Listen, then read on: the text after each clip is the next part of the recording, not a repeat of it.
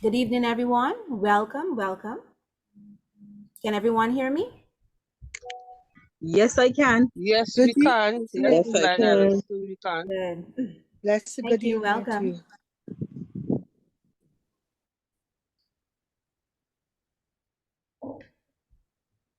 All right. So we're going to start with a word of prayer. So let us approach the Lord in prayer. Heavenly Father, we thank you for this day and we thank you for each and every person joining us here. Dear Lord, we pray that everything that's said here will be done to your honor and your glory. And we pray that we will learn something new and not only learn something new, but be able to teach it or give that information that we learn, that we gather here to someone else. And that this will be able to help them in their sight journey. Dear Lord, I thank you and I ask your blessing upon all of us here and on these proceedings. Amen.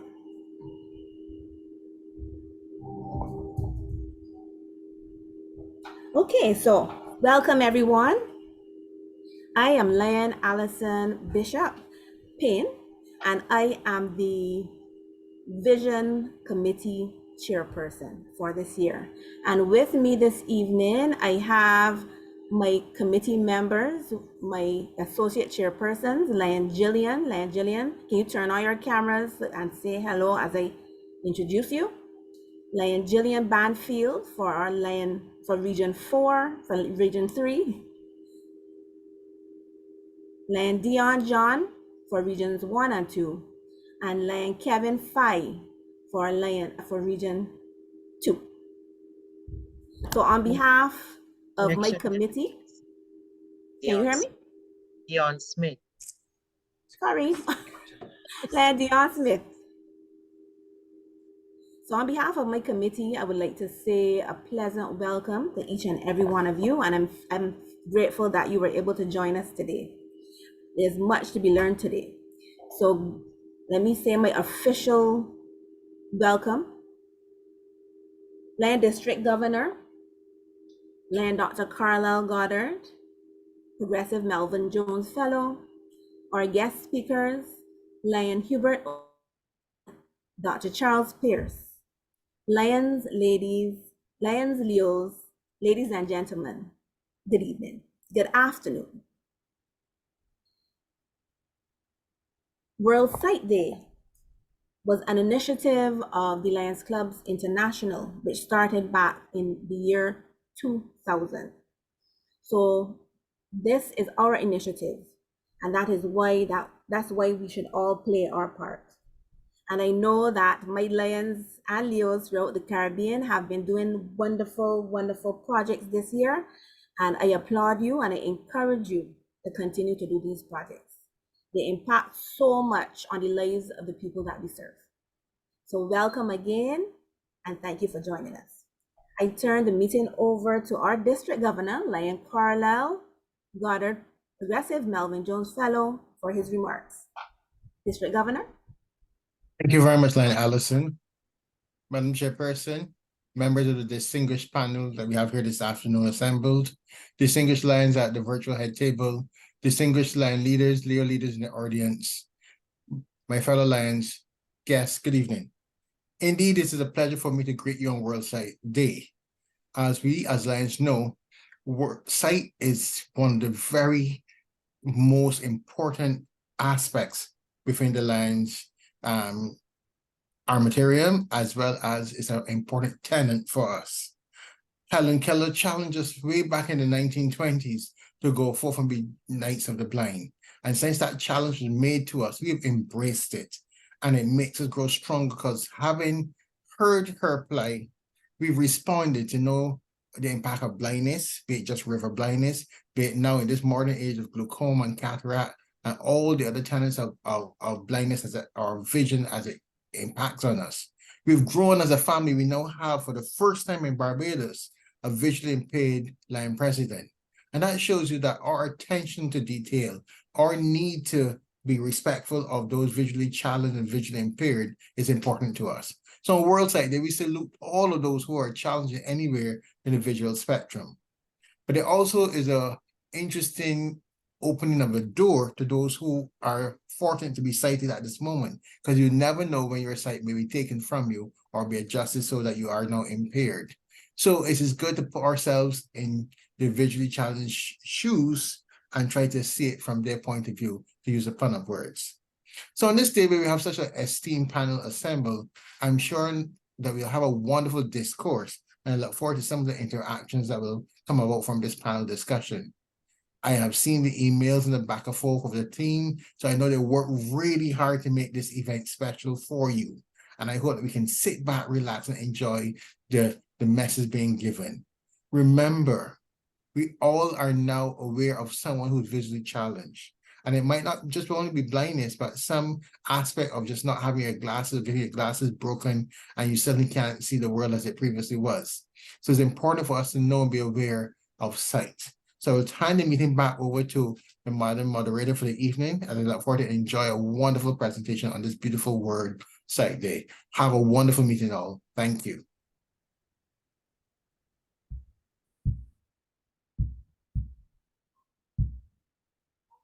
Thank you, District Governor.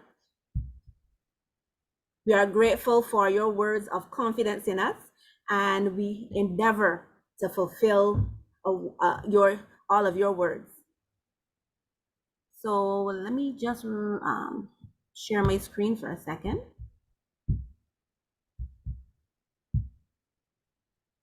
So as our district governor said, happy World Sight Day. World Sight Day, as you know, was on the 12th, which was Thursday, but we wanted to be able to observe this day today when all the clubs would have done their projects and so on.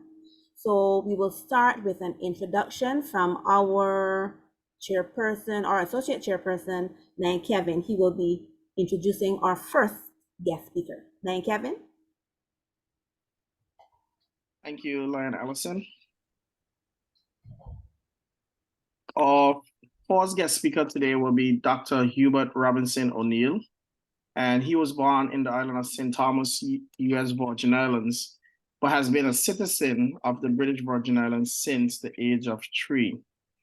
He attended primary school at the St. Mary Primary School in the Valley, Virgin Gorda. He also had his secondary education at the BVI High School, where he went on to have his education at the University of West Indies in Jamaica and Barbados. He has medical degrees, which he obtained in 1981, a bachelor's of medicine and surgery, and a diploma of ophthalmology in 1987. He is the son of the late Hubert Robinson O'Neill, a district representative of Virgin Gorda and Anegada, who served from 1968 to 1971, and Muriel O'Neill, a proprietor of Ocean View Hotel, established in Virgin Gorda since 1964. His family moved from St. Thomas in 1962, and he grew up with 4 siblings in Virgin Gorda. He obtained a government scholarship to pursue medicine in 1975, returned home to the BVI after postgraduate training in 1988. He established a general practice in Virgin Gorda and an ophthalmology surgical practice in Tortola. Employed as an ophthalmologist consultant at the Peebles Hospital in 1988, and he presently owns and manages the Tortola Vision Center in Rotong. He was elected to the House of Assembly on June 8, 2015, and represented the 9th District of Virgin Gorda and Anegada. He is married. He has been married for 41 years to his lovely wife, Jennifer, with their 3 children, Bobby, Maurice, and Diane. The sons are computer and electronic engineers, while his daughter is a medical doctor of obstetrics and gynecology at the Jackson Memorial Hospital in Miami, Florida. He has interest in politics, tennis, boating, fishing, and traveling. And as far as his community interest goes, he's a former member of the BVI Medical Council, a member of the BVI Medical Association, founding member of the Rotary Club of Rotong, a member of BVI Sport Fishing Association, vision screening community projects throughout the BVI at all schools jointly, which he's done with the Lions Club, glaucoma screenings, community projects, which he's done. Ladies and gentlemen, I introduce you to Dr. Hubert Robinson O'Neill.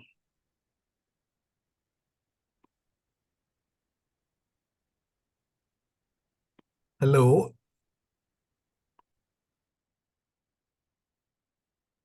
Thank Good you. evening, Dr. O'Neill. We can hear you. Go ahead. Yes, I apologize. I can't get my camera to work, so you can't see my face. However, I'm hoping you're hearing me well. We're hearing you loud and Yes. clear. Very well. Okay. Alrighty. Okay. It is indeed my distinct honor to have been invited to speak to you, Lions Club, Lions International, and Tortola on this occasion, cited as Vision Day. Today is in fact a subset of the entire celebration of World Vision Month. That's wonderful. I wish to congratulate Lions Club International for recognizing vision as one of its 5 global causes, the results of which afforded my involvement with the local Lions Clubs of Tortola and Virgin Gorda, dating back to the 1990s. As an eye care professional, I was, and I'm still am very much involved in vision screenings conducted by Lions Clubs at our many primary schools and secondary schools in the BVI. This participation has identified vision deficiencies in our very young that directly impacted their learning abilities and thus their academic achievements. I believe Lions, along with myself, have helped quite a few kids over the years. I have been asked to speak to you about various health issues that could impact vision. As you can tell, I've been practicing eye care now for some 35 years here in the BVI. And I have seen and treated many patients over the years. So you can safely conclude that I know some things about vision and healthcare. I am going to keep it simple though, and share mainly practical experiences I've had over the years. I will try not to bore you with the detailed scientific explanations and keep the discussion focused more on health issues that I have more commonly seen over the years. First of all, I'm going to start out discussing diabetes mellitus. Diabetes mellitus, or more commonly called simply diabetes, or more colloquially we call it just sugar. It is a chronic condition caused by the body's inability to regulate adequate levels of insulin, resulting in the patient suffering from high blood levels of glucose or sugar. This has far-reaching impact on every single organ in the body and is particularly devastating to the eye, often resulting in deterioration in the quality of sight. There are several types of diabetes, but the type 1 and the type 2 varieties are the more common ones. These 2 types are genetically inherited from your foreparents. Type 1 occurs in the young, or what we call juvenile diabetics, as they are referred to, and they totally lack insulin production by their pancreas and are therefore totally dependent on insulin injections for their survival. Type 2 is the most common of them and tends to occur in families of diabetics, typically occurring in adolescence, but can be controlled with diet, exercise, and oral medication, depending on the severity. Overall, diabetes has a worldwide incidence of 7.6%. The incidence is higher, some 8.7% in our population. I must emphasize, though, that rate, in my experience, has been increasing. And I venture to believe that it is rapidly approaching 10% in our community. Alarmingly, though, I am seeing not only more diabetics in my practice, but younger and younger diabetics in the most productive years of their lives. Patients with diabetes experience several symptoms: frequent urination, weight loss, blurred vision, loss of consciousness in severe cases. They are discovered by checking their blood glucose levels and then placed on appropriate treatment. Diabetes affects your vision mainly by its impact on the retina of the eye. The retina is the most important part of the eye, and it is the membrane to the back of the eye that receives the focused light into the eye. Diabetes causes leakage of fluid and blood into the sensitive nerve tissues of the retina, eventually leading to varying degrees of loss of vision.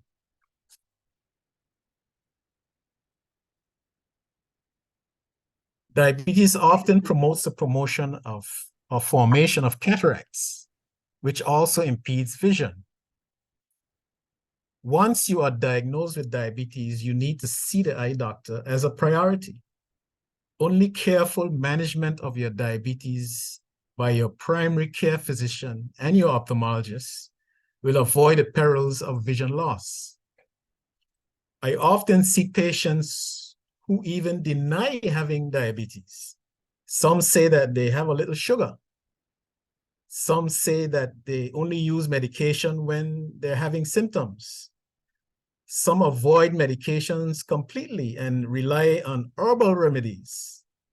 Some infrequently go to the doctor for checkups. All of these are remedies to disaster.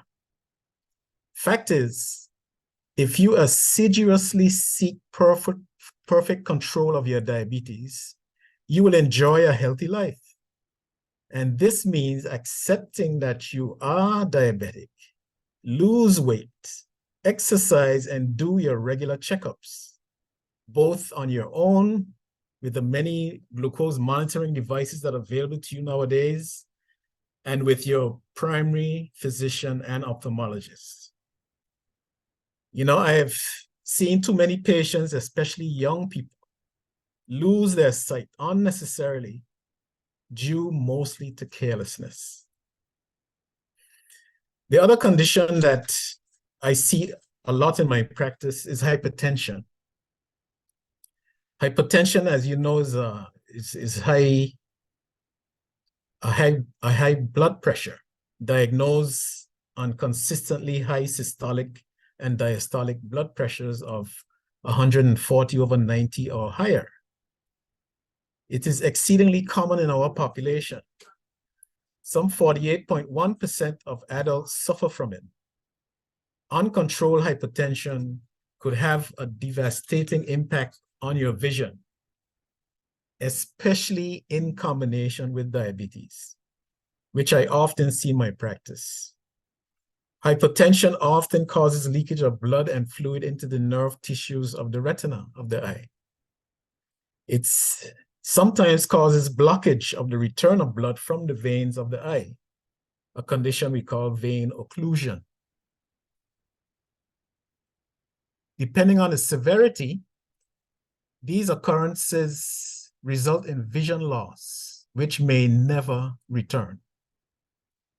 Hypertension in combination with diabetes is a potentially lethal combination and must each be managed carefully to avoid the perils of vision loss.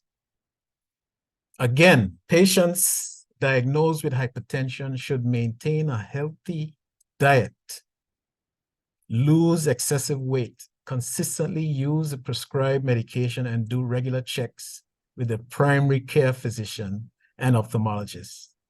If these complications are discovered early, they can be successfully treated without loss of vision. Now I'm going to turn to glaucoma. Glaucoma is one of the worst eye disorders one can acquire. It is characterized by a high intraocular pressure with progressive loss of nerve fiber of the optic nerve of the eye, and hence loss of vision. There are several types of glaucoma, but chronic simple glaucoma, or often referred to as open-angle glaucoma, is the most common. Glaucoma occurs in 7.2% of all population. It is known as the silent killer of vision. It is silent because usually it has no symptoms until you have lost more than 90% of your vision. Yet there's no pain, there's no blurred vision, although your eye pressure is very high. Glaucoma is a genetic condition and occurs in clusters of families, but it can occur even randomly. Often, the only way to know if you have glaucoma is by the examination, having an examination by the ophthalmologist. The eye maintains a normal eye pressure of 10 to 20 millimeters of mercury by the flow of fluid in and out of the eye. Glaucoma occurs usually by the impediment of flow out of the eye. And over many years of high eye pressures, this causes death to the ganglion nerve fiber cells of the optic nerve. There is then a slow progressive loss, first of your peripheral or side vision, and then your central or reading vision. Later on, it often leads to blindness if not caught and treated early. I routinely check patients' eye pressures even when not suspected of glaucoma. I also examine the optic nerve routinely for the same reason. If glaucoma is detected and managed carefully, there need not be any loss of sight. This takes a commitment on the patient's behalf to regularly check up with the ophthalmologist, use the prescribed eye drops, and monitor any visual field loss regularly. I turn now to eye injuries. This is, I often see this in my practice. It occurs frequently and then occasionally leads to loss of vision. In my practice, I often see injuries mainly from the construction and horticultural industries. Patients getting hit in the eye from flying fragments of metal, wood, plastics, usually from operating power tools without any form of eye protection. I have seen some horrific injuries resulting in perforation of the eye.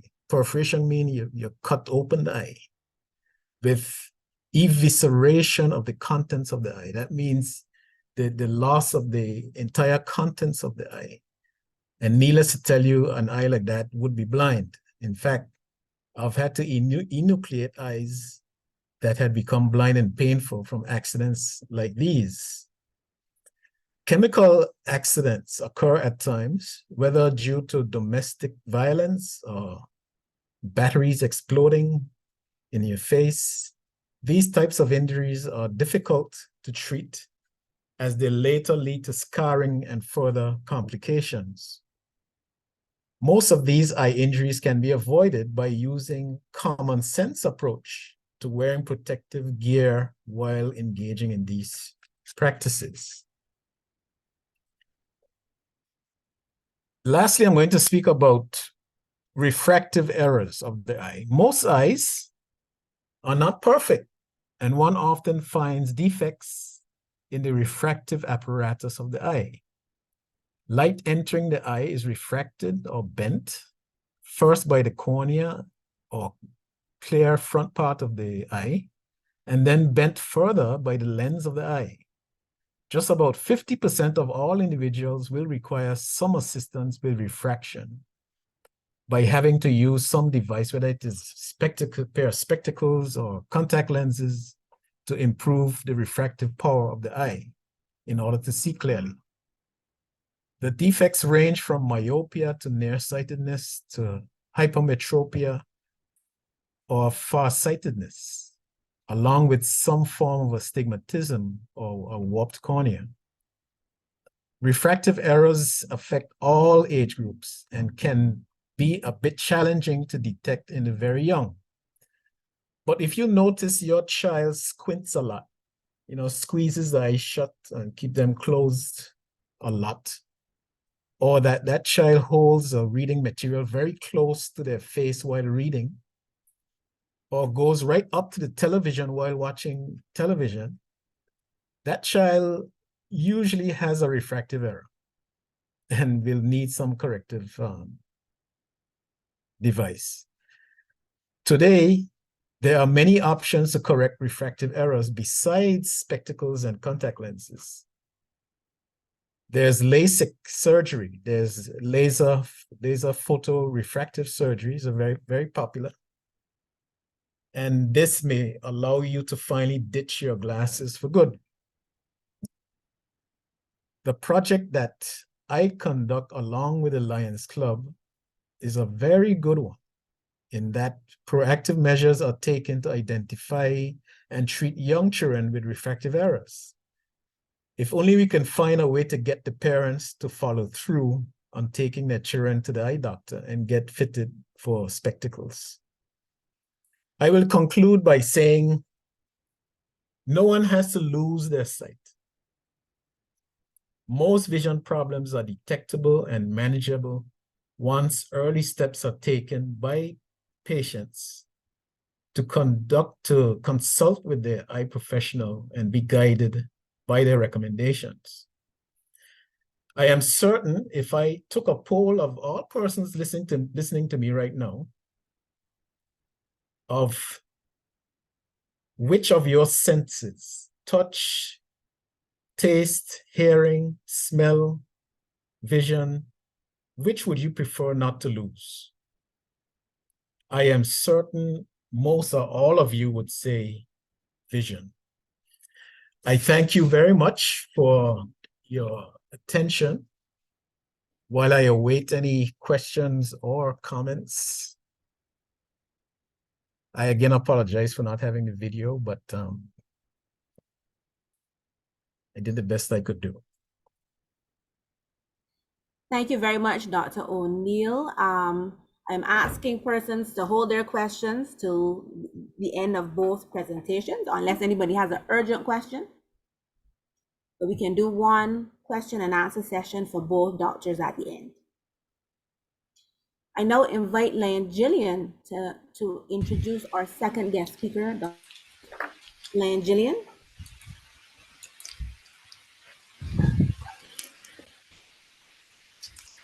Good. Ladies and gentlemen, Leos, my fellow Lions, good afternoon. Dr. Charles Pierce, our second speaker today, is a Mona graduate, class of 2001. Having completed his ophthalmology specialty training at the QEH in Barbados, he was accepted into a training program in the UK. There, he completed a fellowship focusing on medical retina, ocular genetics, ocular oncology, and uveitis at the Moores Eye Hospital, and earned a research degree from the University of Southampton in translational research. Dr. Pierce then went on to work as a consultant ophthalmologist in the UK with a subspecialty interest in medical retina. Dr. Pierce, who works as a sessional consultant at the QEH, is an associate lecturer in ophthalmology and the clinical lead for the Barbados Diabetic Eye Screening Program in association with the Barbados Diabetes Foundation. Dr. Pierce is also a medical director for the Abalone Trust, a UK-based charity dedicated to vision care in Africa and diaspora. Ladies and gentlemen, Leos, my fellow Lions, please join me in welcoming to the virtual stage Dr. Charles Pierce. Thank you. Thanks very much. Thanks very much for that introduction. And thank you to everyone for inviting me to talk about something that I'm quite passionate about, and that is diabetic retinopathy and how we can reduce the incidence of severe vision loss. So I'm going to start to share the screen now.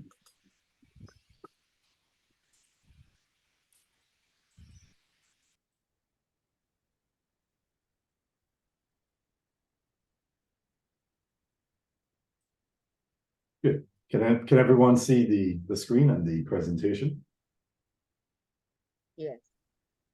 Yes, we can. Can you make it bigger? Full Bigger? screen? Is it, so it's not full screen at the moment? Not yet. But it's okay if you can't.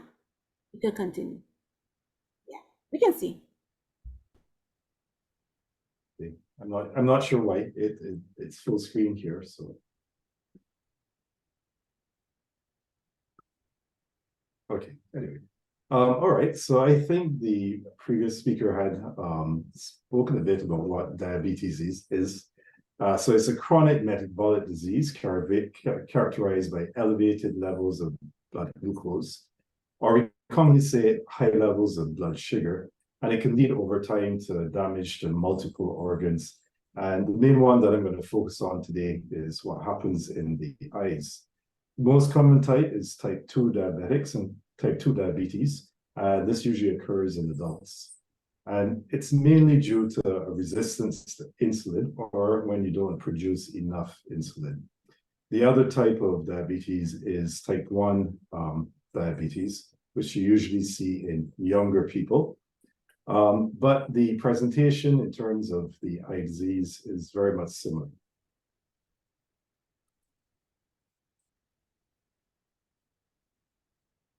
Right, so what is diabetic retinopathy? So diabetic retinopathy is a complication of diabetes where the high sugar levels causes damage to the back of the eye, which is the retina. So if you think of a camera, the old camera, when we used to put film in it, the retina is the equivalent of the film. So you have the front of the eye with the lens focusing on the back of the eye, which is the retina. And if you have any damage to the retina, then this can cause blindness if it's left undiagnosed and untreated. So diabetic retinopathy is the most common and insidious of microvascular. When we say microvascular, we mean small blood vessel complications of diabetes. And the main problem is that it happens very slowly in most cases. So people can be very well for 10, 15, 20 years even with no problems, having relatively normal vision. And then it's only in the end stage where they start to notice that there's a significant problem with their visual acuity. Almost all patients with type 1 diabetes, and approximately 60% of those with type 2, will develop some form of diabetic retinopathy during the first 20 years of the disease. And however, like I said before, diabetic retinopathy often remains undetected until it progresses to the very advanced stages. So this is just a chart to illustrate the scale of the problem. So back in 2015, you had 45 million people who had vision-threatening diabetic retinopathy. And by 2040, it's projected that there are going to be 70 million people with the disease. And there were 415 people living with diabetes globally, of course, in 2015. But by 2 million people.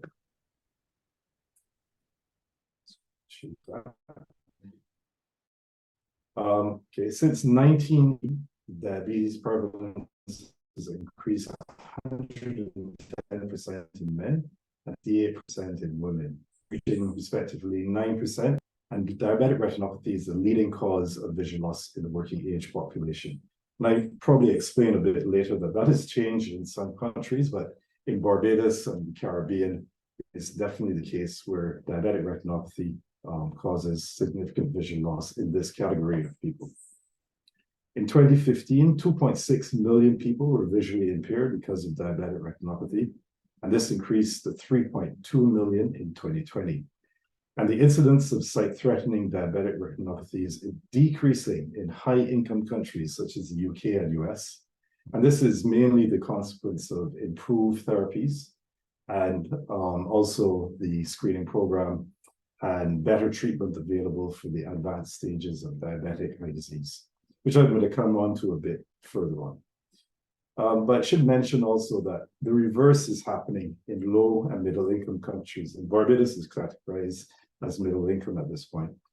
So we're seeing an increase in sight-threatening diabetic retinopathy and an increase in the prevalence of diabetes.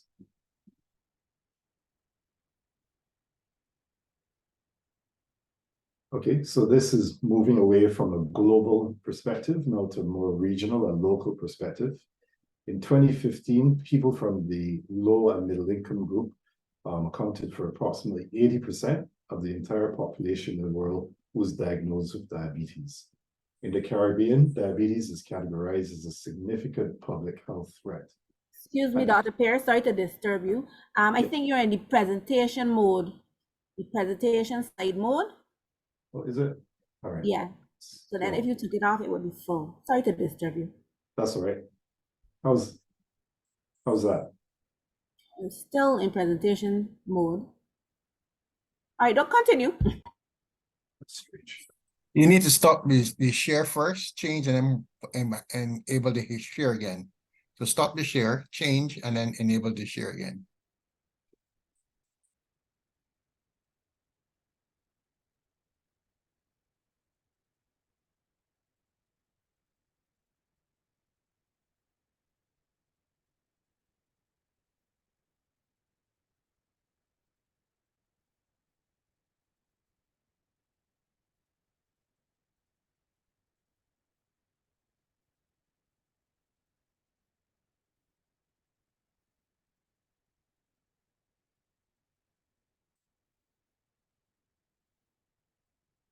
It started and then it stopped. Are you seeing it? Not as yet. It said double click to enter full screen mode. Double click to enter full screen mode. Please happen. No? My presentation has just disappeared. Okay. All right. Stop the share, pull up the presentation, open the presentation, and then click share again, and then select the screen with the presentation. You're on display mode. Am I still on display? Yes. So select the presentation.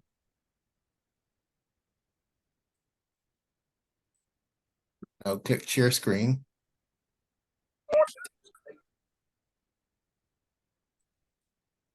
Double click on the presentation.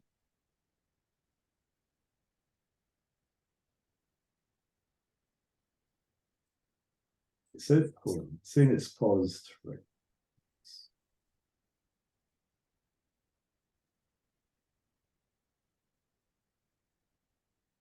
Let's pause, stop the share, and then go again. Are you still seeing my screen at the moment? We're seeing you. Ah.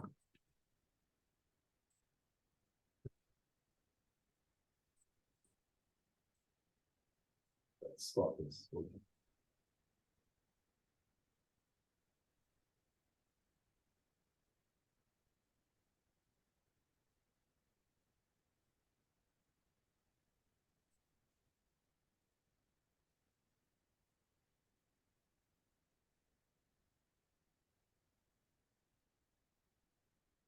That's it. Good. Okay. Right. Now go to I'll presentation now. Yeah, go ahead. Yeah. Okay. So you're on full screen or? No, it went back. Continue. It's you should- fine. It's fine. We can see it clearly. Yeah, just go in ahead. full screen? Okay, what about now?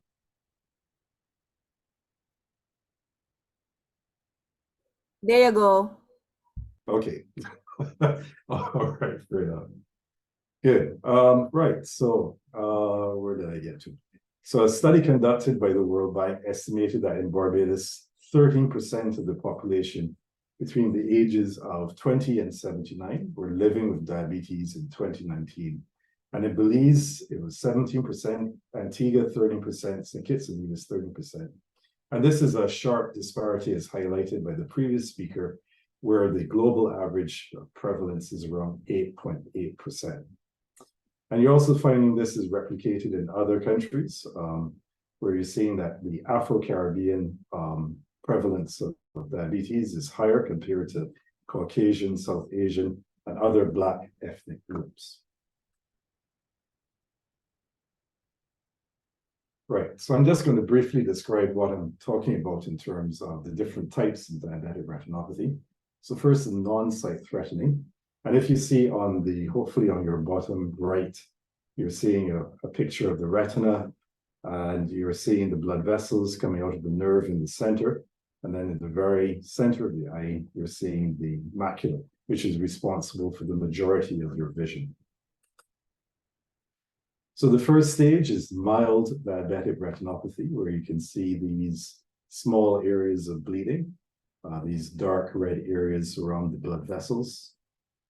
And then the next stage, you have more bleeding, as well as these yellow areas where you have protein leaking from the blood vessels at the back of the eye. And that's the moderate stage. And then in the severe stage, you have even more changes of more bleeding and more leakage of protein. So I want to talk a bit about the role of diabetic retinopathy screening. And what we're trying to do is really try to intervene when you're at the non-sight threatening or the early stages of sight-threatening disease to prevent it to get to the stage where you're actually losing vision. So this is just a very busy slide describing what an ideal screening program looks like. And for diabetes and diabetic retinopathy, it fits all of these criteria, where you know the condition, you know that it has a long period where you have an opportunity to intervene. There's a good test. The test in this case is somebody looking at the back of the eye or taking a photograph. You have an available treatment, and it's well accepted by the population.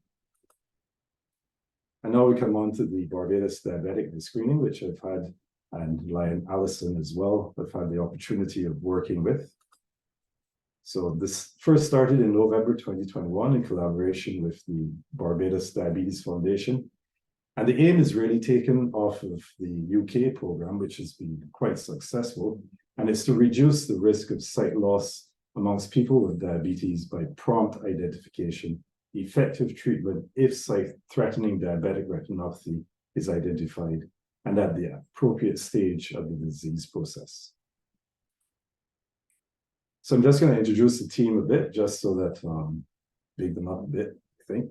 So we have Dominic, he's our main photographer. Renee Griffith, she's our administrator, our main backbone of the whole program. And then we have these people as well, who are the graders. So you have Crystal Lovell, and everyone knows, of course, Lyon or Lioness? Lyon Allison. And then myself as the clinical lead, probably least important person. So the whole process of screening, so you have someone who comes in and we take the visual acuity. And it's quite important to let people know that the whole process is painless, it's very quick, and there's really nothing to fear about what is going to happen. So we do the visual acuity, look through this, read a chart. Then after that, in most cases, we put some drops in so we can get a clear photograph of the back of the eye. And then you're just seated in front of a camera, and it takes two photographs, two views of each eye.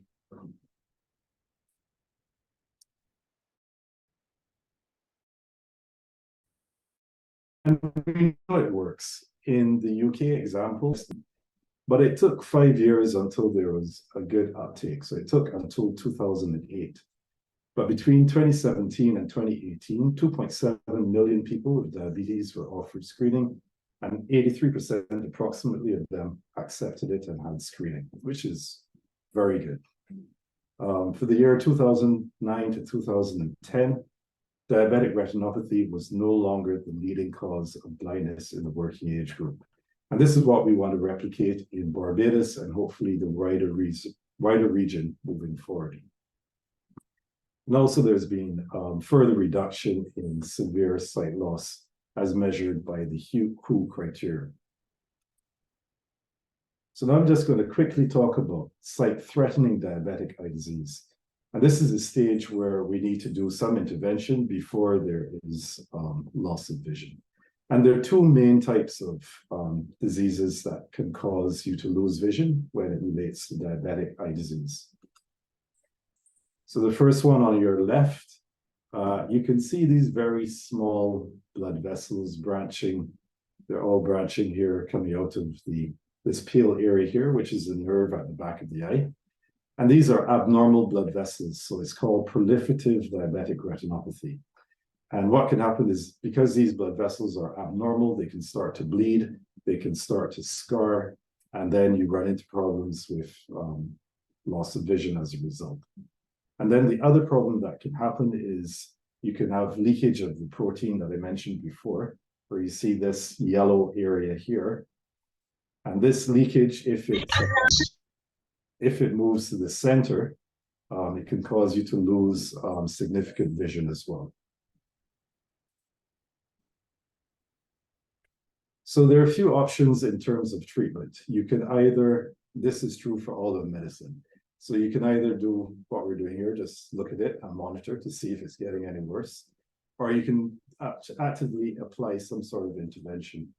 And that could either be an injection, which everyone hates, but it's not as bad as people think it is, or you could do a laser. So a laser to the back of the eye. Those are really the three options that you have. So I'll first talk about macular edema, which is this area of leakage, this yellow protein deposit at the back of the eye. And when we do a scan, you can see it as these darker areas here, where all the fluid is collected at the center of the retina.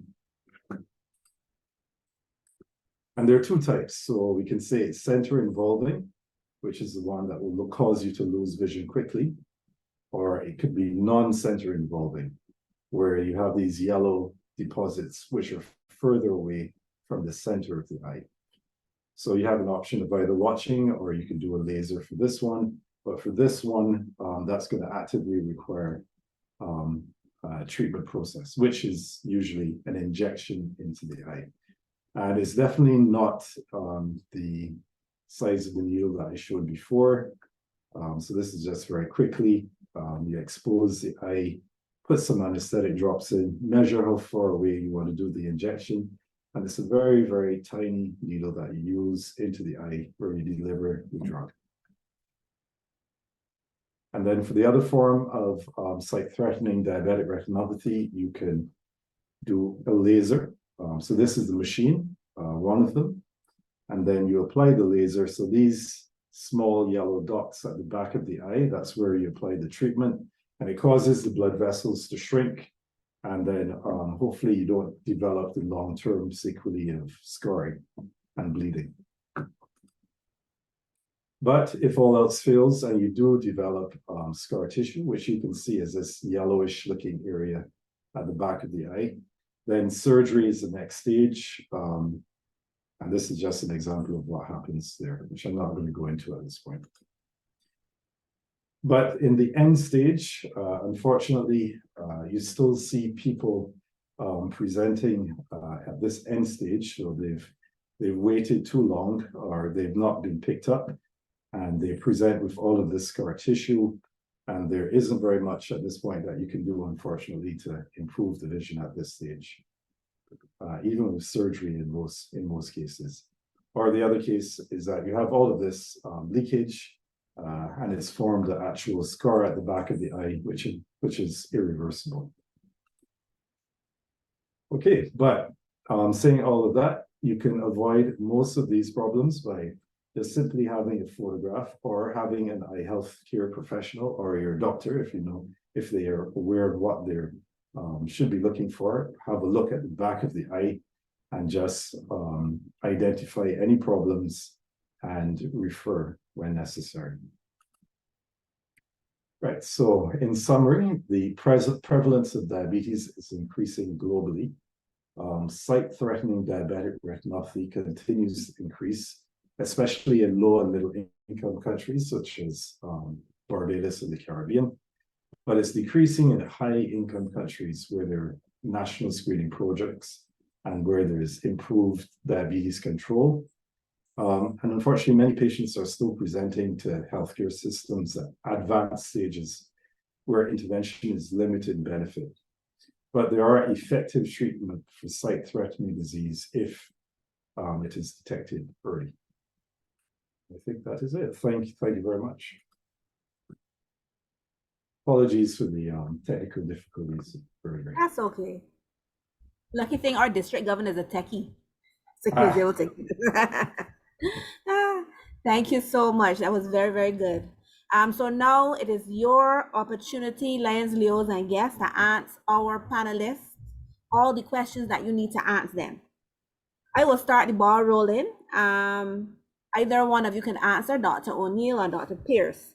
Diabetic retinopathy, as you identified, is a very significant problem, especially here in our region, in the Caribbean region. And diabetes is a problem. Would it not be good then to control your blood sugar? The theme for our vision committee this year is healthy bodies, healthy eyes. So I was trying to just raise the awareness that, you know, the healthier you are, the healthier your eyes would be. So blood sugar control would not be one of the first things that we would do to help to control this diabetic retinopathy.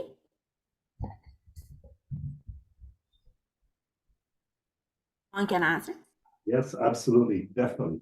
That's the first stage of trying to prevent any diabetic retinopathy from developing.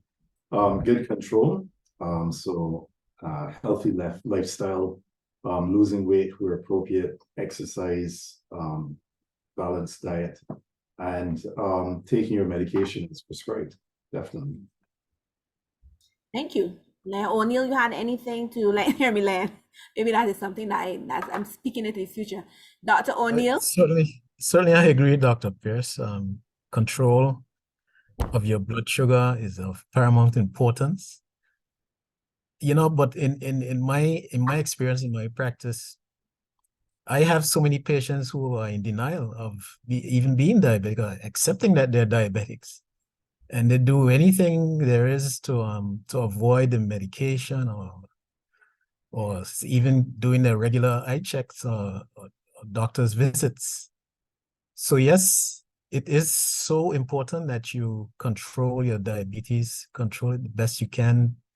You know, you have to be on a diet. You have to manage your weight. You have to do your regular checks. Whether you have so many devices available nowadays that you can check even without sticking any finger sticks anymore. There's an app on your phone now that you can check your blood sugar on a continuous basis. So you know, the devices are available to you. It's really up to you as a diabetic to control it best you can.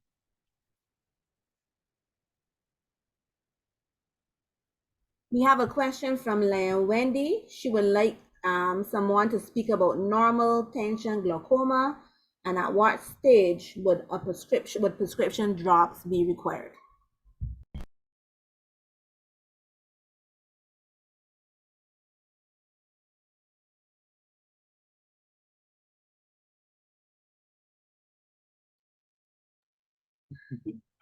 Either one of you can answer. Normal tension glaucoma? Yes, once it is detected, you go to the ophthalmologist and he measures your eye pressures, and it's anywhere above 20 millimeters of mercury. You're immediately suspicious, but the doctor would check other things too. You know, he would look at your background, look at your family background, because it's often acquired through it is hereditary. And after doing the checking the eye pressures and so on, then you know, they do a visual field test. This is to test your side vision, because in glaucoma, one of the first signs of loss of vision or loss is in your visual fields.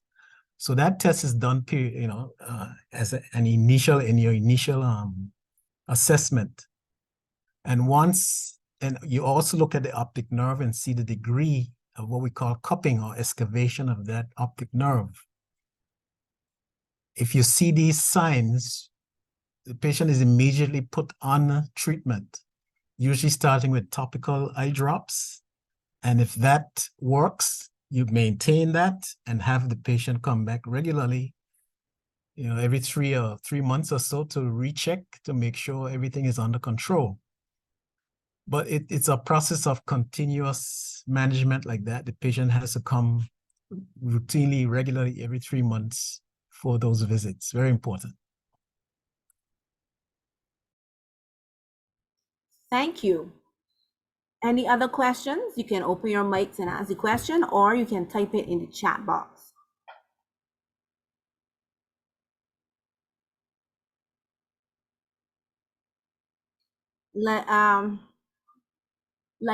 Dr. Carla. Thank you very much, Madam Moderator. Gentlemen, excellent presentations on all accords. Couple of questions. Can you mention or can you speak to some of the other conditions that lead to increased eye pressure other than complications of diabetes and at the same extent macular degeneration? Because as we all get older, we're hearing that Black people and elderly are far more prone now to this. So we're all in an aging population. So how do we plan our future to avoid some of these things? I'll stop there.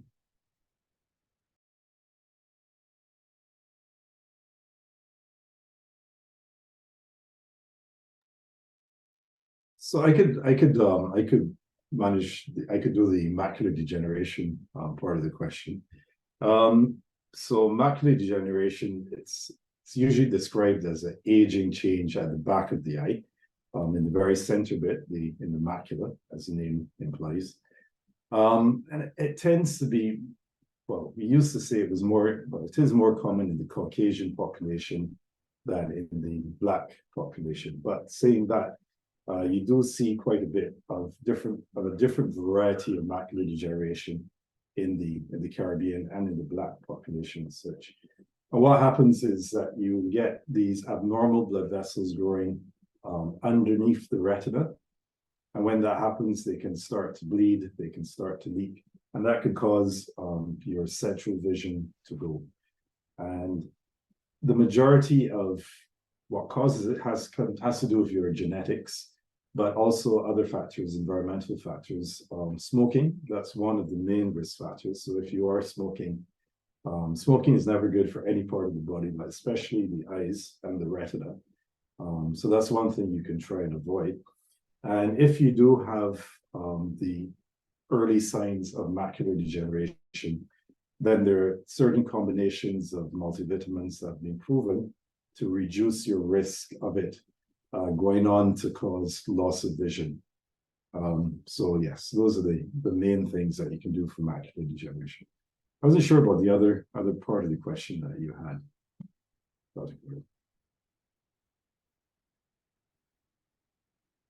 Dr. O'Neill, you wanted to answer the part of the question about the intraocular pressure? Other things that can cause raised intraocular pressure? Yeah, there are other things too that can cause intraocular pressure. Certainly if you've had injuries to your eye, injury of any kind really, whether it's blunt injury or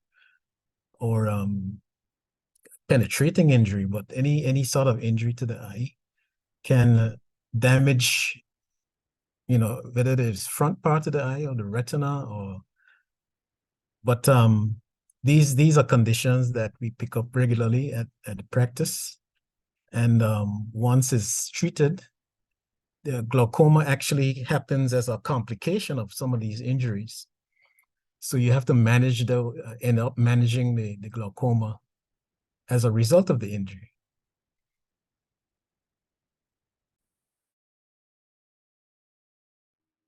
Thank you. There's another question. Somebody is inquiring about what can cause one person to see floaters.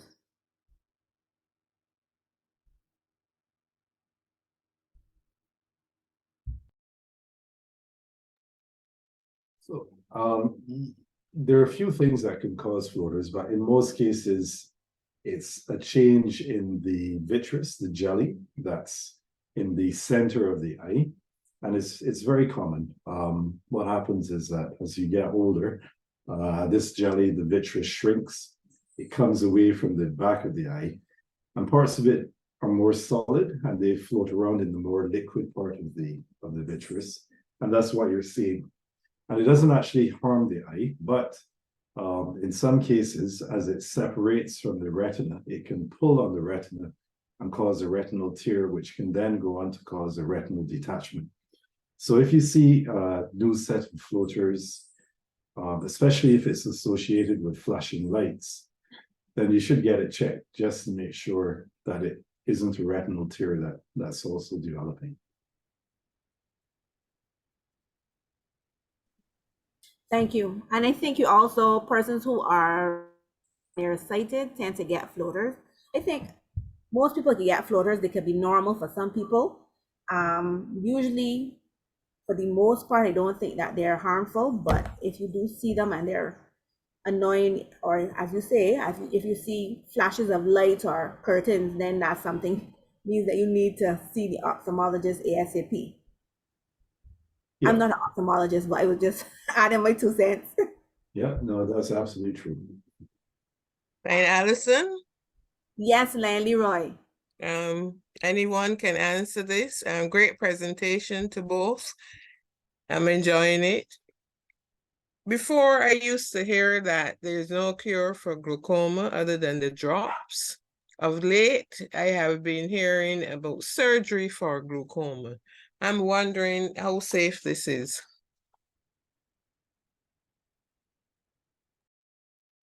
Yes, there are various forms of surgical treatment for glaucoma. You normally go to that stage though when if your eye drops are not really controlling your glaucoma.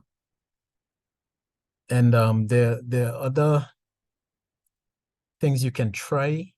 First of all, there's what I call a laser trabeculectomy, which is not a surgery per se, but it is using a laser machine to create an opening in the Schlemm's canal. This is a canal to do with the drainage of fluid out of the eye. And by creating openings there in that canal, you can lower the pressure in the eye by using a laser. That is becoming more popular. It tends to work more or better with the Caucasian community, but it works as well too in our population. And then you can move on if that, if that doesn't work, you can move on and do a trabeculectomy. This is an operation where you again remove a segment of to create an opening into the anterior chamber of the eye to allow fluid to drain out of the eye. And this lowers the pressure as well. The other devices too you can use, what we call valves that you can hide under the conjunctiva of the eye. And then you have tubes coming into this valve from the anterior chamber of the eye, and that too lowers the pressure in the eye. These forms of surgery, they're quite technical, and they have, needs to be done by a glaucoma specialist in most instances. But these are options that you can go to if the topical medication, the eye drops, are not working. Thank you.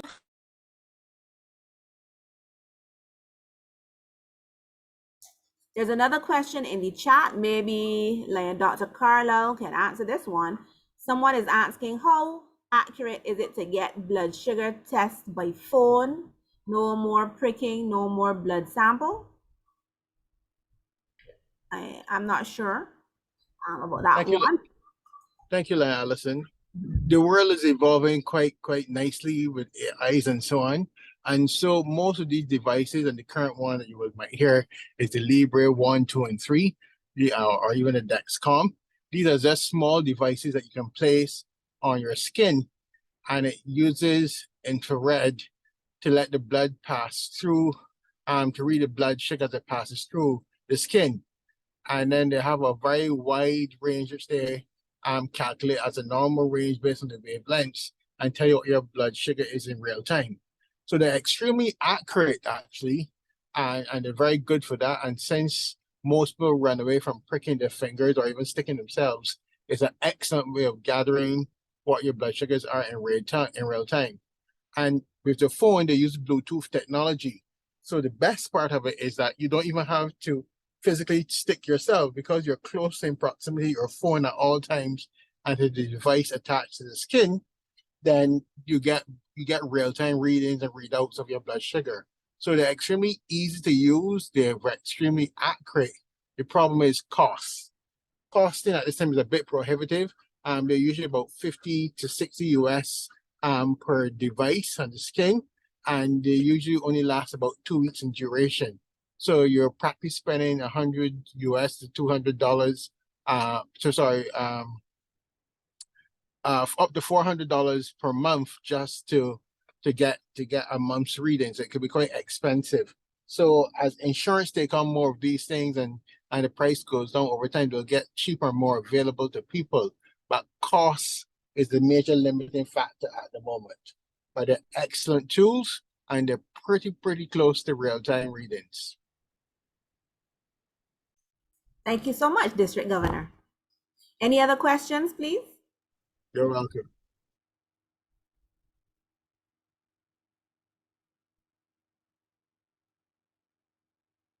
Any other questions? Well, if there are no other questions, I just wanted to have I have a question.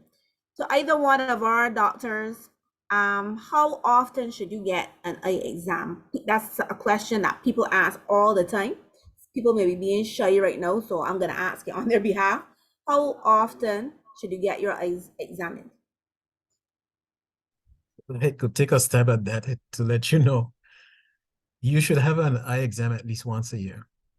Whether you think nothing is wrong, that you're seeing perfectly well, you should still have an eye exam once a year, because certain things that the doctor might see or pick up, and you may not even have any symptoms of it, but this can be picked up on a routine eye exam. So it's always safest to do an eye exam regularly. Of course, if you're wearing glasses or using contact lens or anything like that of necessity, you would have to do an eye exam at least annually. Thank you so much. Leigh and Randy, you have your hand raised. Thank you so much. Kudos to both moderators for an excellent job. I'm really enjoying it as well.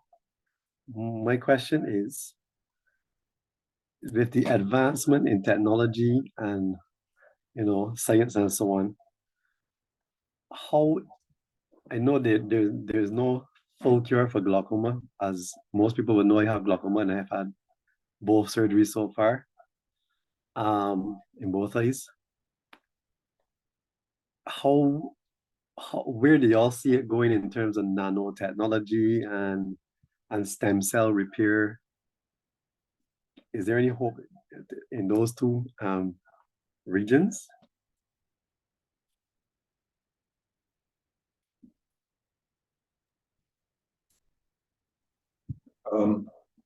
So there is a lot of research going on in terms of stem cell repair and research. But for glaucoma, you have to remember that the eye is actually it's actually a part of the brain, a direct part of the brain from as you're developing in the womb, for instance, the eye actually starts to grow from the brain. So it's actually quite difficult to grow the stem cells that are going to connect from all the layers in the retina and then connect to the brain as well. But saying that, there is still quite a lot of work that's going on in terms of stem cell research and other research in the future. So all of these applications will probably be coming, hopefully within the next, but we're looking in probably in 10, 20 20 years before they're in clinical application for a lot of them, I think. Thank you. Thank you very much, Dr. Pierce. So if there are no more questions, I would just like to say that if there's nothing else that you have taken from this session, I want you to have this one takeaway. I want you to remember how important it is to have your eyes checked. So get your eye exams on a frequent basis, because as was said in our presentation, you can have eye problems and not know it. I know many people who don't even know that they have diabetes, who have gone for an eye exam to find out they have diabetic retinopathy, and they never even knew they were diabetic. So if you have your regular eye exams, you can reduce the risk of these things occurring and save your sight. And also, anything that you learn here, don't keep it to yourself, share it with others. So I'll now invite Orlan Dion to give the vote of thanks. Dion?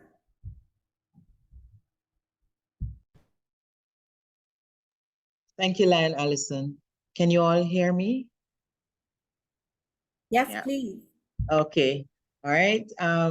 Lion District Governor Dr. Carlisle Goddard, region chairs, zone chairs, Lions and Leos presidents, members, and guests, good evening.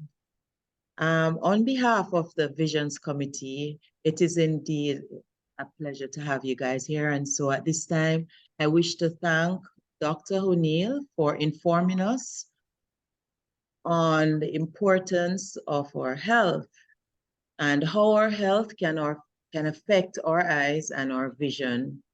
It's very important that we check, especially regularly, and like Lion Allison said earlier, the one great takeaway I got from this is how important it is to do our early checks, screen early, follow the recommendations of the doctor, maintain good weight, and things like that. Take your medication.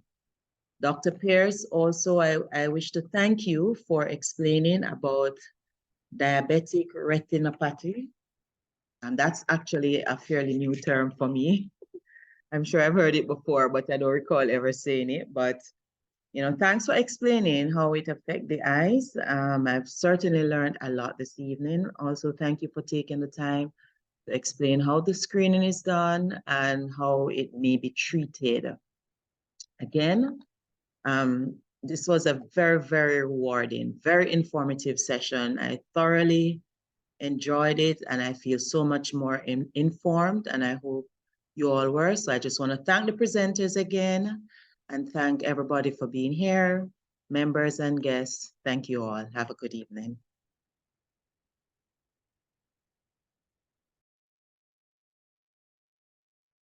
Thank you very much, Lan Dion. I have to thank her. Thank you very much for a very lovely vote of thanks. So, on the next thing I wanted to just briefly mention is our Helen Keller essay competition. Let's share my screen. We had over 100 people joining us, Lions, Leos, and guests joining us this evening. So I say thank you very much for joining us.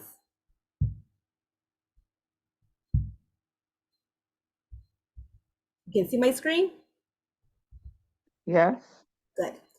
So our Helen Keller essay competition, that was an idea that was suggested by one of our Lions, Lion Shonda Ford, Progressive Melvin Jones Fellow. She is our district activities chair. So she actually suggested this as one of her training activities at the beginning of the year. I thought it was very good, and I said that we will run with it. So Helen Keller was born in Alabama in 1880, and she had some strange illness that left her blind and deaf. With the help of her teacher, Miss Annie Sullivan, she learned sign language and Braille, and a few years later, she learned to speak. She even attended the Radcliffe College, which is one of the colleges of the Harvard University, and she became the first blind and deaf person in the United States to earn a Bachelor of Arts degree. So despite all of her challenges, she was able to overcome them and to achieve and to do so much. As an adult, she became an advocate for persons with diabetes, and she attended a Lions Club's convention, as mentioned by our district governor, and challenged the Lions to become Knights of the Blind in a crusade against darkness. The Lions accepted her challenge, and our work ever since has included vision programs aimed at preventable blindness. In 1971, the Board of Directors of Lions Clubs International declared that June the 1st would be remembered as Helen Keller Day around the world. So Lions and Leos implement site-related projects on Helen Keller Day. This competition that we're working on launching, we are aiming to begin on January 13th, which we all know is Melvin Jones's birthday. Melvin Jones, for those persons who may not be aware, is the founder of the Lions Clubs. We have a goal of raising awareness of sight-threatening conditions to young persons and their parents and their relations. Our poster will be launched in November, and the competition is open to children ages 10 to 15. We are asking clubs to start engaging the schools in their catchments because we would like to get these essays submitted by the end of March 2024. And by April, we would like each region, within a region, we will select the best essays for each region, and we will ask the district governor to select the district winner by the end of May. Of course, we will have many prizes to be won. Exciting prizes to be won, and we will work on announcing the winner in June the 1st. In fact, Helen Keller's birthday was actually June the 27th. So that is our essay competition, and we are hoping that all clubs will participate, and we look forward to seeing some really good essays. I would like you to save the dates. Our next vision education session will be March. Glaucoma week is March 10th to 16th. So we're trying to do it somewhere during that week. And the topic, of course, will be glaucoma. So again, thank you for attending. Thank you, District Governor.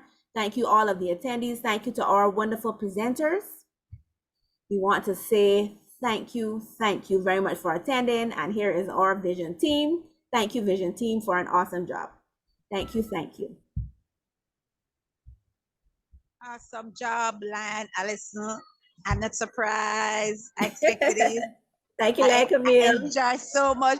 Even though I did so much research last year, I'm still learning. Yes. Still learning, and thank you so much. I am so proud of your girl and your team. All the best. And I'd like to say a special thank you, of course, to our own fabulous Lion Wendy Labari, without whom none of this could have happened. So Lion Wendy, applause for you. Thank you. Hugs, kisses, everything. Yes, because I wouldn't get to hear anything. Exactly. Thank you, everybody. Thank you for attending. If there's any other comments, you can make them now. Yeah, thank you, Lion Allison, for hosting so well, beautifully. Thank you, Lion Dion. Great job, Lion Allison. Thank you, guys. Thank you. Lion Kevin Thank you all. and Lion Jillian, thanks too. Awesome job, guys. Yeah, great job. Thank you all Thank so you. much. And it was Thank you. well appreciated. Thank you, Lion Allison. Excellent job. Thank you, Lion Cynthia. Thank you very much. Thanks for coming. This is Lion Megan. Thanks, Lion Allison and her team for wonderful job and presentation. Thanks again. Thank you, Lion President Megan. You're welcome, my dear. Thank you, Lion Megan. Thanks. You're welcome, my dear. So everyone have a wonderful evening and enjoy and be safe. Thank you.